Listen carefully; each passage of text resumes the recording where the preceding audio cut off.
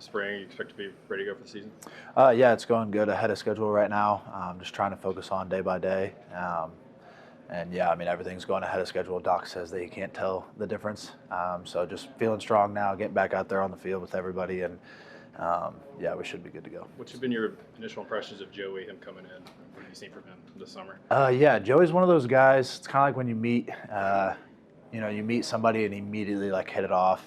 You guys both have the same sense of humor, similar personalities, and it's kind of like you've known each other for a while.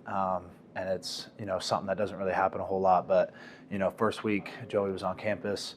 We went out to eat, we hang out. He was like, "Hey man, you play Fortnite?" I was like, "Yeah," and a little bit with our few spare hours that we get. And so, we play Fortnite almost every night. And it's just one of those guys that you click with right off the bat. And I think that that's super special. How special is it, especially him being the quarterback, you being there at the tight end, and also you being there to protect him as well, to have like that instant connection despite him coming in so late? Yeah, I mean, it's one thing to be on the same page as far as players. But I think it's even more important whenever things aren't going right, and you need to have that conversation with somebody. And it's a difficult conversation to have with them, whether it be at halftime, coming off of a bad drive. When you do have that personal connection with somebody and you go call them out, they come call you out, it's not just somebody that you don't have a relationship with, and he's coming at you in a way that you may not take the right way. But whenever you have that connection with somebody and you do get after them and you have that difficult conversation with them, it's coming from love, and it's just because they want to see better from you and they want what's best for the team. So yeah, that connection means everything. Is Joey more of like a one-on-one guy you guys hung out, or is he more of a group guy? We heard he took the lineman out for dinner. How is he interacting with the other guys? Yeah, I mean, Joey is one of those guys. It's like, "Hey man, you down to go do this?" And it's like, "Yeah," every time. So I think, to put it in a simple way, Joey's like, "Hey man, we're going to the pool." He's like, "All right, I'll be there in 5." So. Miles, last year was your first season with the Vols, but it seems like you really bought into the program pretty quickly. You're on the leadership council. What separates UT's program from others that you've been a part of in the past? I would say how well these guys accepted me here. Just everybody kind of putting their pride down as far as, I'm the new guy. We're going to try to show him how we do things around here. Like, it wasn't any of that. It was, "Hey man, this guy can help us go win. We need to embrace him as much as we can." And I just took that and ran with it, and I've tried to do everything I can to give it back to him. Season ends in Columbus. You find out you got another year of eligibility. What was the timeline like, and how did you find out that you had another year? Yeah, man, that was those were some crazy times. Going from, "Hey, I need to start getting ready for, the NFL," to, "Okay, like I'm coming, I get another year, I get to come back." And man, just like even thinking about it now, it gives you kind of chills, just because I prayed about it for so long, and I knew that having an extra year would truly change my life and change my family's life, God willing, staying healthy and all that kind of stuff. And so just be able to have that extra year with my brothers, and kind of last year just working my way in, didn't really feel like I had that voice yet because I still had to prove myself, and now coming back another year as a leader on this team and hopefully somebody that can help us go win ball games, and just having that voice and being able to coach other players. It's everything that you dream of. Not just being a part of a program, but being one of the leaders in it is something I feel like I was born to do. How quickly once you found out you could come back, did you decide, "Hey, I'm coming back"? Was it pretty quick? Yeah, no doubt. Yeah. No, it was a very easy decision. How has your perspective changed through the time you spent praying, or through the injury, getting this extra year? How does that change your perspective coming into this season? Yeah, I think last year, I didn't play a whole lot. Last year was really my first true season being on the field, and it was definitely a confidence issue. Do I really belong in the SEC? Do I really belong in college sports? Am I good enough for this? So last year was a lot of confidence building, a lot of, can I actually do this? To where coming into this year, it's like, okay, I know I belong. I know I can do this. How can I improve my game in these little aspects that I wasn't really focused on last year because I was so wrapped up in, do I even belong here? So it's just huge having that confidence. I mean, if you're a ball player, you know that confidence is everything. And now that I've built a little bit of that up, I can focus on other aspects of my game. Miles, as you built on that confidence, did you have moments where you thought, man, if I could just have one more year in this offense, one more year in this program, how much further I could take my game? Did that cross your mind in October and November as things were winding down?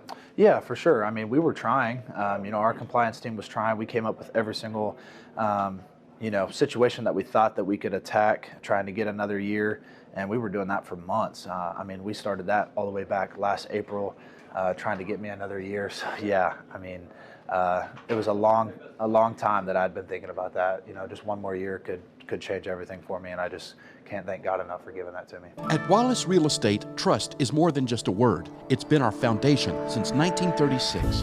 Whether you seek backyard adventures or a quiet spot for your morning coffee, we understand what makes a house a home. Our agents are here to simplify your home journey and to lead you through the process, whether buying or selling. With Wallace Real Estate, you're getting more than guidance. You're gaining a local partner dedicated to bringing your dreams to life.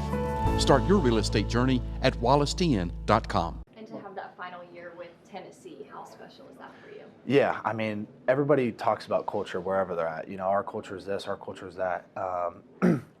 But Tennessee really is like family to me.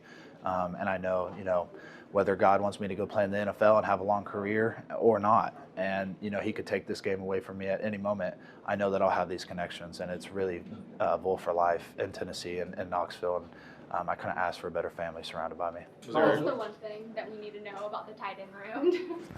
Oh my gosh. Could you repeat that? What's the one thing we need to know about the tight end room? Yeah, the tight end room. Man, one thing I really love about our tight end room is that we're all together, and they allow me to lead them. I love that. I love how the younger guys kind of just put their pride aside. It's like, yeah, I was a 4-star. Yeah, I was a 5-star. Like, I love how those younger guys just kind of put that to a side. Like, okay, this isn't high school anymore. You know, Ethan Davis, you know, myself, those guys they've gone and done it. They've won football games. They've played a lot. I'm going to put my pride aside and I'm going to listen to them. And because of that, we've all gotten on the same page and on the same line, and we all hold each other accountable. Like just the other day, Jack Van Dorsler held me up to the standard in our lift. And not very often do you have a freshman that has the confidence to call out a senior like that. And I love that because I need that. I need people to push me. So. What do you draw from the college football playoff experience, and how do you put that in perspective in terms of this season?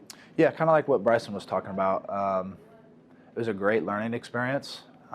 You know, we're not going to cut around corners. It sucked. But at the same time, like that's the taste that we have in our mouth right now. And we're going to come out and we're going to play hungry and play fast because of that. You and Ariane were on stage there after the spring game talking about how, you know, you're going to respond to the quarterback situation. How has that, now that Joey's here and everything, and you've got that competition ongoing, how has the team responded to that whole situation? Yeah, like what I touched back in April, man, this just breeds competition. And I love that because, you know, when you're a named starter, even like myself, I struggle with this, getting comfortable. You know, I'm the 5th year. You know, I don't necessarily have to go do extra work and that kind of stuff, but then I have to bring myself back and thinking that somebody else out there is trying to take my spot. And I think whenever you have, you know, 3 guys in a room that are all competing and saying, you know, no, I'm going to watch more film, I'm going to do more rehab, I'm going to take care of my body better, and they're all competing. Not only does that make themselves better, and that's going to put us in a better position as a team, but that makes everybody better. Back in the spring, you mentioned that there's individuals and there's teams that operate as one team. How have you seen this team take another step forward in being one cohesive unit throughout the summer? Yeah, I mean, kind of what we were talking about with Joey, talking about, hey, man, we're all going to the pool, and we're all there. I mean, I think, man, it was like a random Thursday night. We maybe had 40 or 50 dudes just hanging out at the pool, just getting to know each other. And I think that that's awesome. You know, I told my dad about that, and, you know, he just couldn't get enough of it about how awesome that was. And you don't see that everywhere. You don't see 50 or 60 guys on a football team come together on a Thursday afternoon and work on our tests that we have, our position tests that we have on Fridays and stuff like that, and just talking ball and getting to know each other and building those connections. Miles, why do you think that this team has taken on that personality? Was it what happened in spring? Was there a leadership movement that, hey, we need to be closer in this current climate of college sports? Why do you think this team is built the way you're talking about them being built right now? Yeah, I think whenever you have something happen like what we had in spring, you have guys that kind of fall out and don't necessarily buy into it, and then you have a lot of guys that kind of have that chip on their shoulder. And I think that, you know, everybody has came together on the same page, saying that we're all going to need each other if we want to go out and do what we really want to do. Anything else for Miles? Fleet Tire has been serving Knoxville's tire needs for over 40 years with the best quality tires available, including Michelin and Bridgestone. Owned and operated by Tennessee grads, their tires may not be orange, but their blood sure runs orange.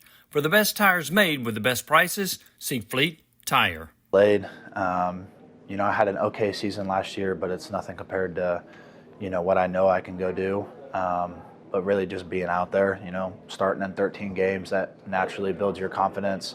But like I said, I have a lot of work to do. And just because I have a little bit of confidence doesn't mean that I can be comfortable.